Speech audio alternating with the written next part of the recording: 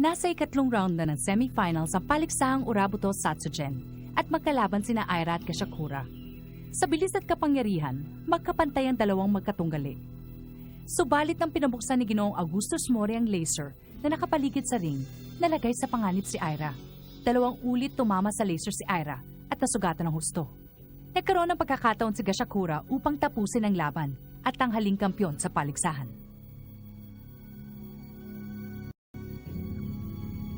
Ang pakiusap sa kapangyarihan ng Fujin.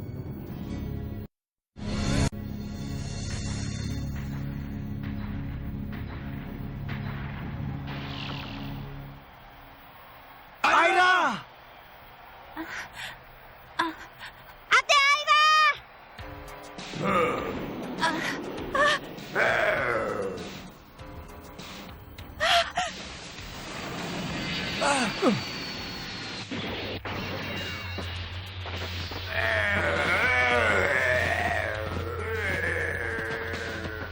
Tingnan niyo!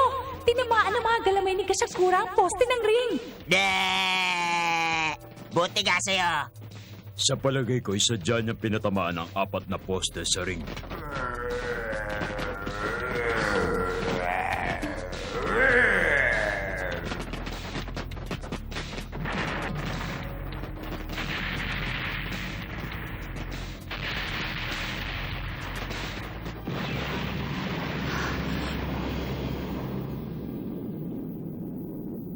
Ang buong laser net. Nasira. Kashakura, bakit? Hindi yun para sa'yo. Gusto kong maging malinaw sa lahat na hindi laser ang makakatalo sa'yo. Ang taas naman pala ng pride mo eh! Hindi ka rin naman pala mapagkumbaba. Kahit na matinding parusa na ang tinanggap mo, hindi ka pa rin sumusuko. Kaya tumayo ka na, Aira! Patas na ang ating laban! Hindi kita uurungan! Nakita niyo po, nakatayong muli si Aira! Ganyan niya, Aira! Mahal kita kahit ano mangyari sa'yo! Ganyan niya, Aira! Magpapalipin ako sa'yo habang buhay basta't manalo ka lang! Pangako ko yan! Sige, Aira! Ah, ganun ha? Manalo ka lang, Aira! Mapapasayo ang mga labing to! Tumigil ka na! Ang sagwa! Aray ko naman! Umanda ka, Aira!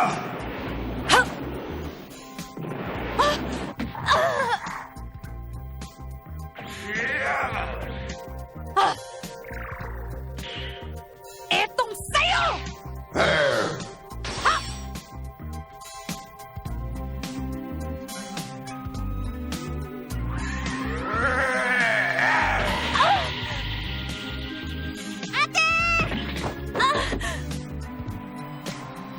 Naku! Mukhang nagkakalamang na ngayon sa laban sa Kashakura! Bumagsak na naman si Aira! Tama na, Aira! Kaya mo yan! Sige, tapat yan sa tono! Asar? Ang kapangyarihan ng magagamba ay hindi na kasing bangis gaya nung nagsimula pa lang ang laban. Magkagayon pa man, nasaktan pa rin ng husto si Aira. Aira! Oras na para tapusin ang laban!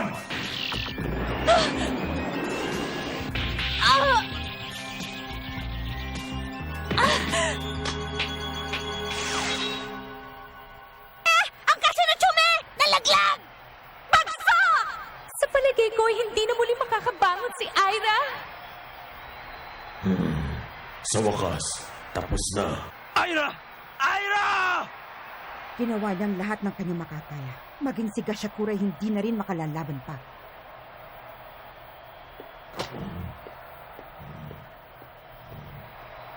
Kahanga-hanga pa rin ang ginawang pakikipaglaban ni Aira. Kahit na! Wala sana ang laser kanina!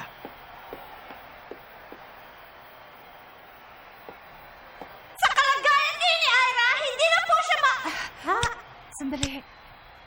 Kaya ko pa. Aira, tama na! Wag na! Bakit? Bakit hindi ako makagalaw? Alam kong kaya ko pa rin lumaban pero nakikiusap ako sa iyo, Fujin. Bigyan mo pa ako ng isa pang pagkakataon upang makalaban kahit na konting sandali na lang.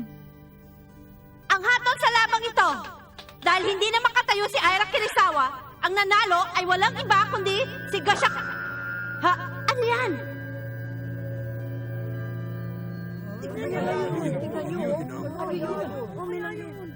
Ha? Ang Fujin, tingnan nyo! Ang mga bato ng Fujin kumikinang. Hindi ko akalaing. Imposible! May kakayahan pala mag-isip ang Kasino Kodama. Maraming salamat, Fujin, at pinakinggan mo ang pakiusap ko. Eh di kung ganon, pipilitin ko makabangon para makalaban.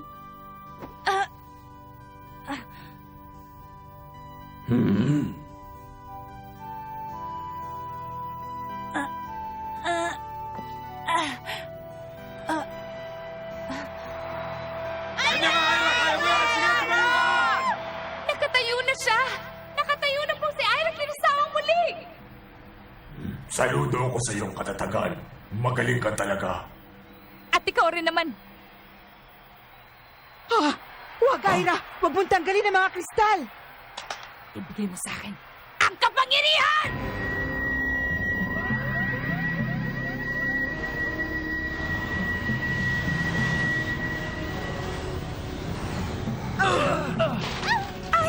Mga kaibigan, isang malaking ipo-ipong ginagawa ngayon ni Ira. Demi, mikropono ko yan! Napakalakas po ng hangin! Ang kristal na yon, ang humihigop na lahat ng hangin. Ano na po bang nangyayari, Inay?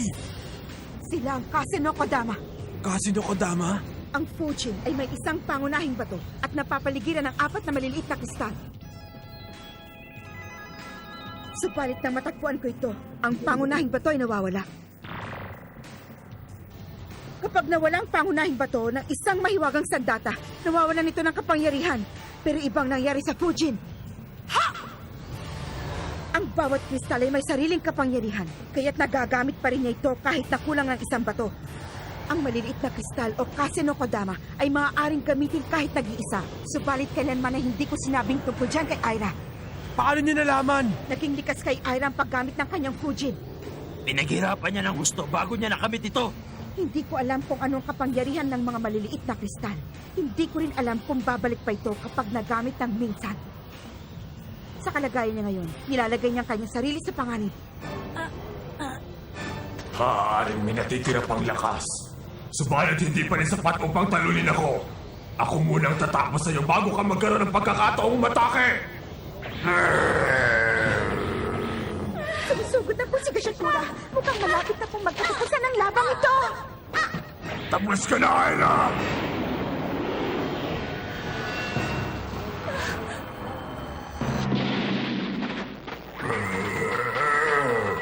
Saan nanggagaling ang liwanag na yun? Nakakasilaw.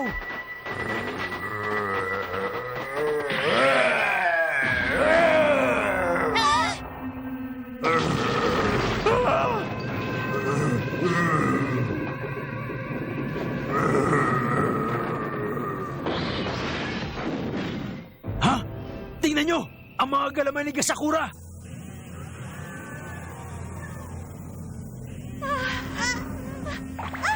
Tuluyan na pong nawasak ang mahiwagang sandata ni Gashakura! Tuluyan na rin kaya siyang natalo ni Ira?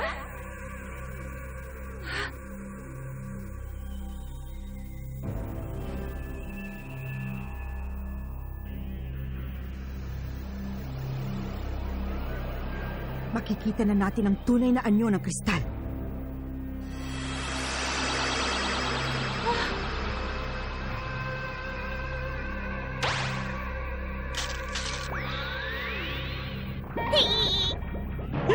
Ano yan? Ano ganyan?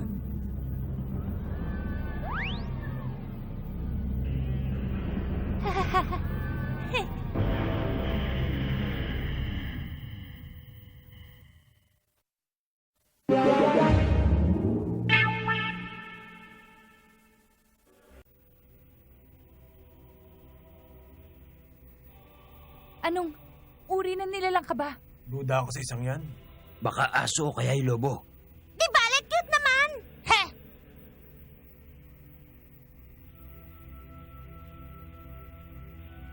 Nagpakita na rin ang isa sa kanila. Ikaw ba ang bago naming master? Nakakapagsalita ka? Ako ang Fujin. Pero isang bahagi lang ako ng kabuuan nito. Ang tinutukoy mo ba ay ang Kasino Tama? Pakihanap ng laruan para magamit namin ang iyong tunay na kapangyarihan. Ha? Anong tunay na kapangyarihan? Ha? Nakatayo na muli si Kasakura! Hindi pa ngayon. Minatitira pa akong lakas para labanan ka.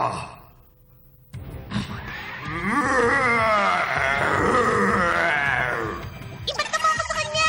Ha? Dali mo!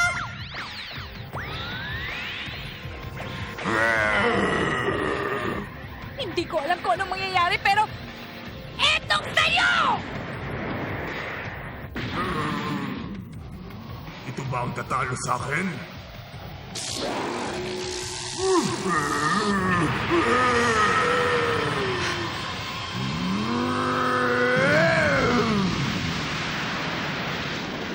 Wow! Ang galing!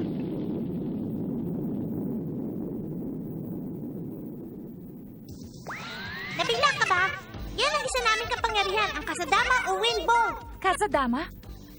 Hanggang sa muli, Master. Madaliin mong paghahanap sa aming kabuuan, ha? Aasahan namin yan. Teka, sandali lang, Fujin! May mga tanong pa ako!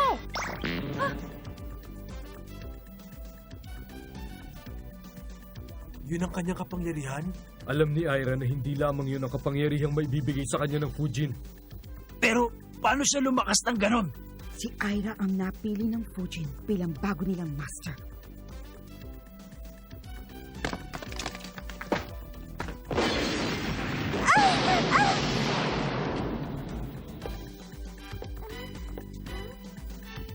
Hindi na po makakalaban si Gashakura, kaya nanalo si Ira Kirisawa! Ang galing mo talaga! Ang galing mo! Galing ni Ira!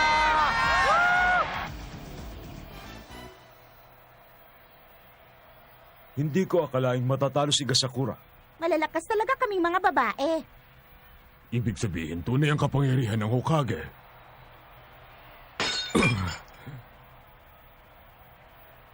Hindi na ako maaaring magmasid na lamang dito. Kailangan may sagawa na namin ni Magensya ang aming mga plano. Galing mo, Ira! Isa kang hangal. Nagdedelirio na kayo kaagad sa kasiyahan. Nakakalimutan niyong ako ang huling makakalaban ng inyong pangkat. Magkensya.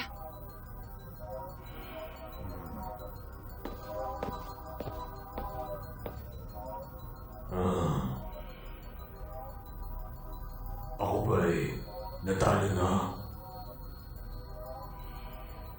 Kuya, Wala ka ring silbi. Teka! Ano ba yan? Hindi ko kayo kailangan sa huling laban ng paligsahan. Napakasama niyang talaga! Pati sa sariling kapatid.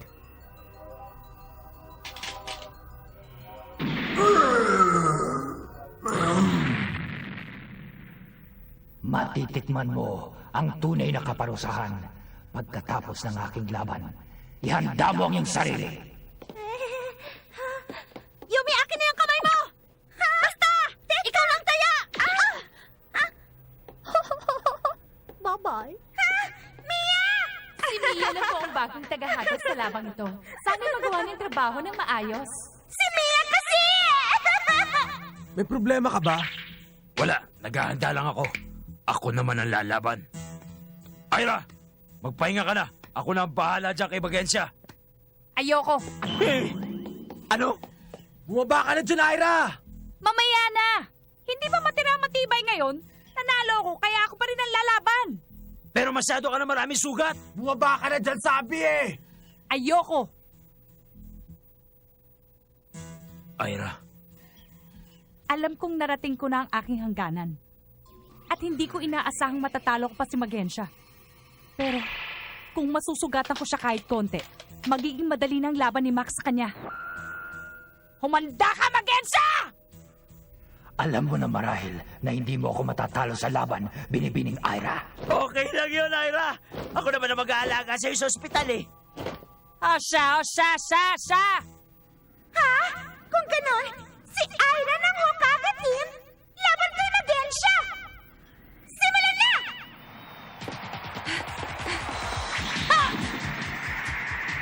Ayos! Ang bilis! Pwede pang lumaban! Para sa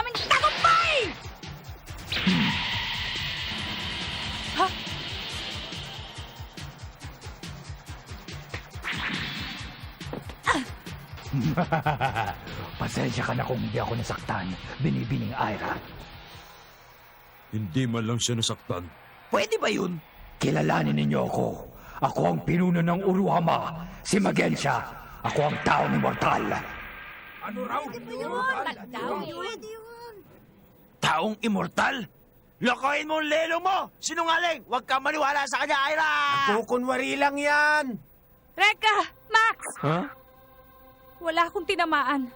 Tumagos lang ang patalim ko sa kanya. Binibining Ira, inaaksiya mo lamang ang aking panahon.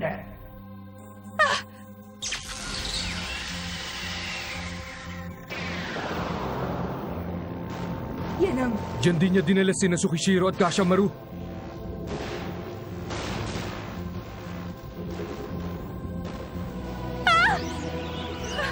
Tumakas ka na, Ira!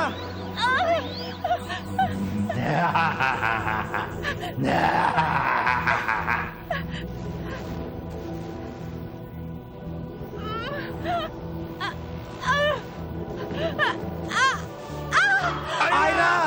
Paalam, binibining Ira. Wala ka nang magagawa pa. Ira! Bumalik kayo! Kapag nahigop din kayong dalawa, matatalo na tayo. Kailangan makarating sa final sa buong pangkat na Hokage. Pero Ira, Pasensya ka na, Max, dahil hindi na kita matutulungan pa. Alam ko namang matatalo mo siya. Ira!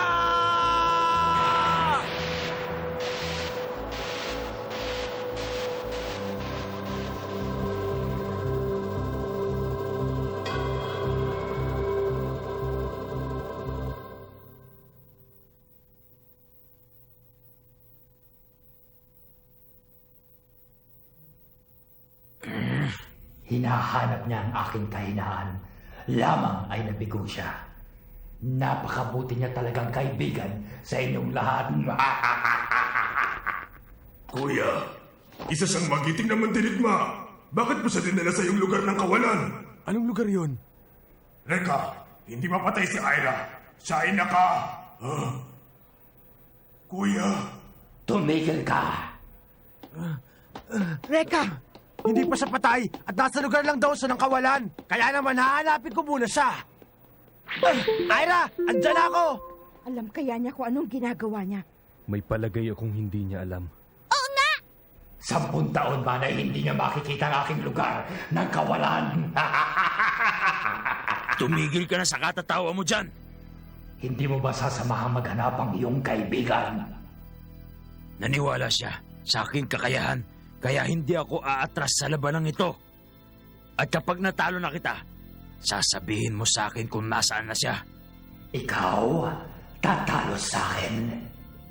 Oo, pupunitin ko yung maskara mo para ipakita sa lahat ang napakapangit mo mukha. Ganon.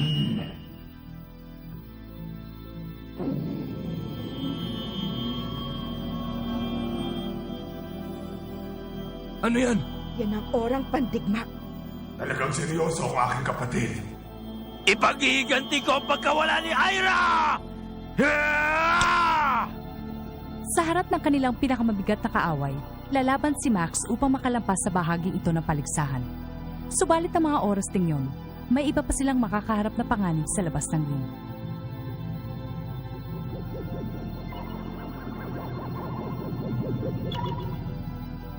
Habang ginagamot ni Ana Yanagi ang sugatang si Lorcan, papalapit naman sa kanya ang isang kampon ng kadiliman.